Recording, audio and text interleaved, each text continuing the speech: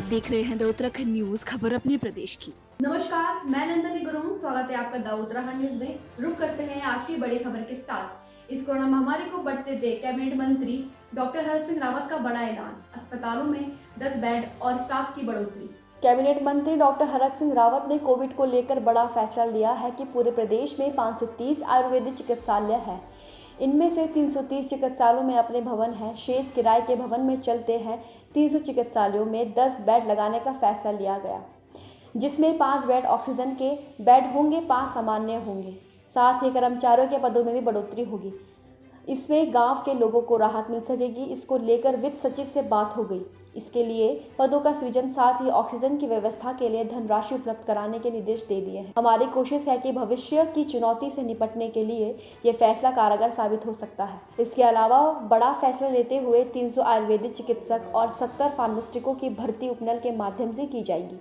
यह भर्ती प्रक्रिया हफ्ते भर में पूरी कर ली जाएगी। बता दें कि उत्तराखंड में लगातार कोविड-19 से हो रही मौतों की खबर पर कैबिनेट मंत्री हरक सिंह रावत रो दिए थे। अपने कार्यकर्ताओं को अपने सामने मरते देखने पर उनकी आंखों में आंसू आ गए। को देखते हुए आज हमने एक महत्वपूर्ण निर्णय लिया है कि हमारे पास पूरे प्रदेश के अंदर 550 आयुर्वेदिक चिकित्सालय हैं, जिनमें लगभग 350 चिकित्सालयों में हमारे अपने भवन हैं। शेष चिकित्सालय किराए पे चलते हैं। तो हमने आज एक निर्णय लिया है कि जो 300 हमारे चिकित्सालय हैं, उन सारे चिकित्सालयों को 10 बेड में हम तब्दील करेंगे, जिनमें 5 बेड अनिवार्य रूप से ऑक्सीजन के बेड होंगे, 5 बेड सामान्य होंगे। अब तक इनमें केवल एक आयुर्वेदिक चिकित्सक का पद, एक फार्मासिस्ट का पद, एक वार्ड बॉय का पद सृजित है। इन सभी चिकित्सालयों में 300 सब में दो चिकित्सक की तैनाती की जाएगी, जिससे कि 24 घंटे, अब तक ये केवल 8 घंटे ये चिकित्सालय खुलते हैं और इनमें एक ही चिकित्सक होता है। अब 24 घंटे ये चिकित्सालय हमारे खुलेंगे।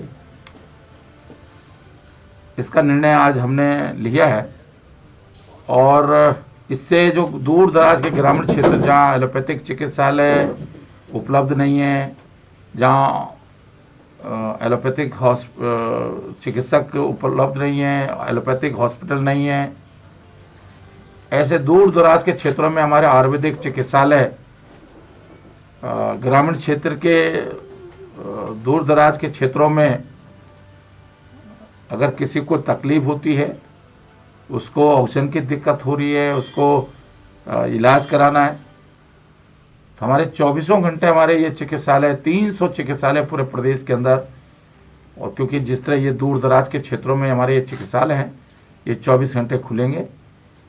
आज मैंने वित्त सचिव से भी इस संबंध में बातचीत की है और मैंने ये प्रस्ताव बनाने के लिए अपने सचिव निदेशक को कहा है। इसके लिए 2 तरह के, एक तो इसके लिए पदों का सृजन और इसके लिए इनको संचालन करने के लिए ऑक्सीजन की व्यवस्था, ऑक्सीजन बेड की व्यवस्था के लिए धनराशि की व्यवस्था करने के लिए मैंने प्रस्ताव बनाने के लिए कह दिया है। लेकिन हमने आज ये सोचते हुए, क्योंकि मैंने जो सहसदारा में जो हमने हॉस्पिटल का आज ऑक्सीजन के साथ उसको शुरू किया है, आज जो आयुर्वेदिक हॉस्पिटल सहसदारा है, उसको आज हमने ऑक्सीजन बेड के साथ, 4 ऑक्सीजन बेड के साथ उसको शुरू किया है। तो मैंने महसूस किया कि हमारे सारे चिकित्सालयों में 10 बेड के हॉस्पिटल के रूप में इनको तब्दील किया जा सकता है। ये भविष्य में किसी भी महामारी से या किसी भी बीमारी से लड़ने के लिए प्रदेश सरकार का एक महत्वपूर्ण कदम है। मैंने कल मुख्यमंत्री से भी इस विषय में बातचीत की थी और मुख्यमंत्री ने भी इन भविष्य की इन चुनौतियों से निपटने के लिए हम इस तैयारी के साथ हम काम कर रहे हैं। एक हमने निर्णय और लिया है मैंने जिस तरह पिछले दिनों कहा था कि हम 300 आयुर्वेदिक चिकित्सकों को संविदा पर या उस पर नियुक्त करेंगे, 70 फार्मासिस्ट की नियुक्तियां हम संविदा पर करेंगे, क्योंकि उस पर बहुत विवाद हो सकता है या उस पर समय लग सकता है। तो हमने तात्कालिक पद हमारे पास उपलब्ध हैं, उन पदों पर 300 आयुर्वेदिक चिकित्सक और 70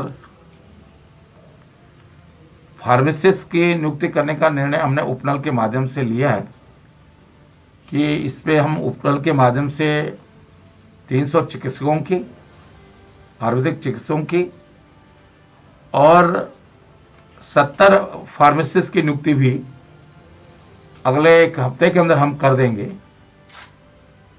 जिससे कि दूर दराज के क्षेत्रों में लोगों को आयुर्वेदिक चिकित्सक उपलब्ध हो सके, उन हॉस्पिटल में फार्मासिस्ट उपलब्ध हो सके। ये चिकित्सालय बनाना संभव नहीं है, इतनी जल्दी हम ग्रामीण क्षेत्रों में चिकित्सालय नहीं बना सकते हैं, इसलिए हमने अपने ही चिकित्सालयों को व्यवस्थित करने का अगले चुनौती, कोई भी किसी भी प्रकार की चुनौती आती है, कोई भी महामारी आती है, उससे हम जनता को बचाने के लिए, जनता को सेव कर सकें बीमारियों से, उसके लिए हमने ये तैयारी हमारी सरकार ने की।